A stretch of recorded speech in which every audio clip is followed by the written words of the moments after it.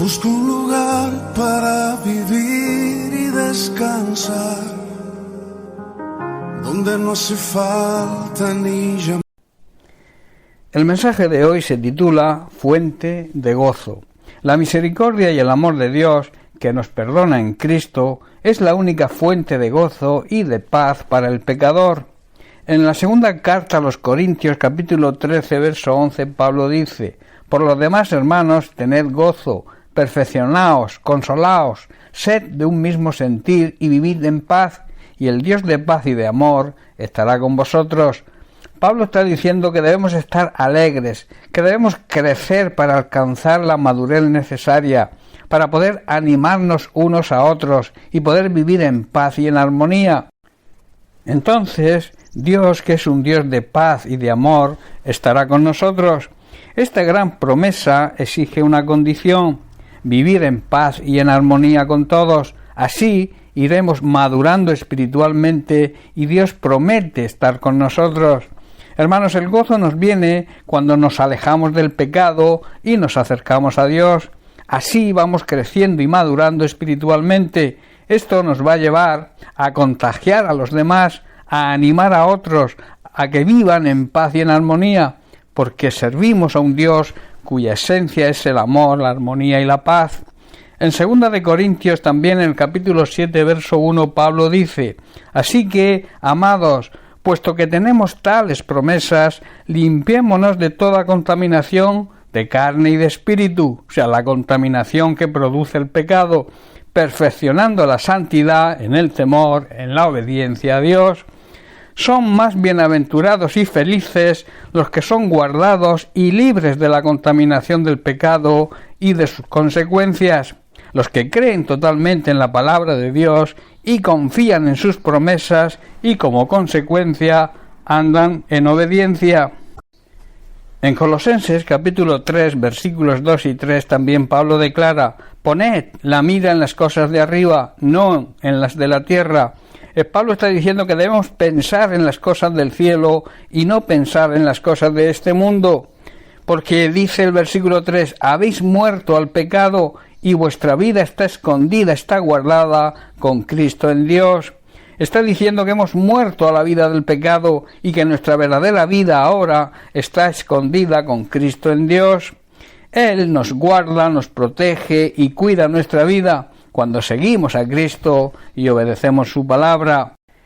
En el Salmo 1, versículos del 1 al 3, el salmista declara: Bienaventurado, que quiere decir feliz, dichoso, bendecido, el varón que no anduvo en consejo de malos, ni estuvo en camino de pecadores, ni en silla de escarnecedores se ha sentado, sino que en la ley del Señor está su delicia, y en su ley medita de día y de noche. Y el versículo 3 dice: será como árbol plantado junto a corrientes de agua, que da su fruto en su tiempo y su hoja no cae, y todo lo que hace prosperará. Hermanos, malo es cuando nuestro corazón está dividido entre Dios, lo que ofrece Dios, y lo que nos ofrece el mundo. A esto lo llama la Biblia personas de doble ánimo. Pero los que hemos sido justificados y santificados por Cristo, evitamos cuidadosamente todo pecado y somos conscientes de sus consecuencias. Yo plantearía las siguientes preguntas. ¿Quiénes son las personas que describe el salmista en este salmo? ¿Son aquellas que tienen muchos bienes materiales o que tienen mucho dinero? ¿Son aquellas que tienen una buena posición en la sociedad? ¿Son aquellas que tienen muchos amigos? Debo decirte que no. Una persona bienaventurada, bendecida, feliz, dichosa, llena de gozo, es aquella que no se deja, en primer lugar, seducir o engañar por la gente que ignora y desprecia a Dios. El salmista dice: no anda en consejo de malos, no sigue el consejo de los que viven en pecado, ni se juntan con los que se burlan de Dios. Nadie nos obliga, pero cuando se entra en un camino y luego se continúa en él, al final se acostumbra uno a seguir en ese mal camino. Este es el problema. Se cae en el hábito y entonces se convierte en vicio, se convierte en una atadura. En otras palabras, el salmista está diciendo: bienaventuradas las personas que prefieren unirse a aquellas que creen, aman y obedecen a Dios, en vez de juntarse con aquellas que lo desprecian y se burlan de Él. Son también las personas que describe el salmista, son aquellas personas que no solamente quieren agradar a Dios, sino que además su gozo, su felicidad está en tener una comunión con Él mediante la oración y la meditación de su palabra cada día. Saben que esta es la manera de alimentar y que se mantenga fuerte nuestro espíritu y vaya creciendo para dar el fruto deseado. Como creyente verdadero, como estas personas que el salmista llama bienaventurados, debes plantearte las siguientes preguntas y analizarlas profundamente. ¿Leo y medito diariamente la palabra de Dios? ¿La considero como la verdadera fuente de vida? ¿Busco la comunión con Dios mediante la oración? ¿Qué fruto está produciendo esa palabra en mi vida?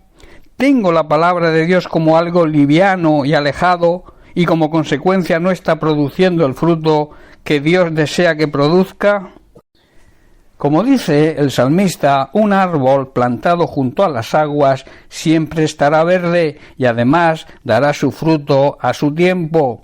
Una persona plantada, fundamentada en la palabra de Dios, arraigada, siempre estará en condiciones de producir el fruto deseado por Dios: el amor, la misericordia, el perdón, la bondad, la pureza, el dominio propio. En definitiva, dará el fruto del Espíritu Santo, el fruto que el Espíritu Santo que habita en nosotros debe producir. Analizando el Salmo 16, escrito por David, vemos que David se regocijaba tanto en los santos, o sea, en aquellos que habían sido santificados y justificados por Cristo, que estaban en la tierra, como en su propia redención futura. Se regocija también en el hecho de que Dios no permitiría que su santo, o sea, el Mesías, viera corrupción, así como la plenitud de gozo que se halla en la presencia del Señor. Y por eso escribe en el versículo 11: me mostrarás la senda de vida, en tu presencia, añade, hay plenitud de gozo, delicias a tu diestra para siempre. La plenitud de gozo siempre la encontraremos en la presencia del Señor. Bien, pues hasta aquí el mensaje de hoy. Que Dios te bendiga. Un abrazo.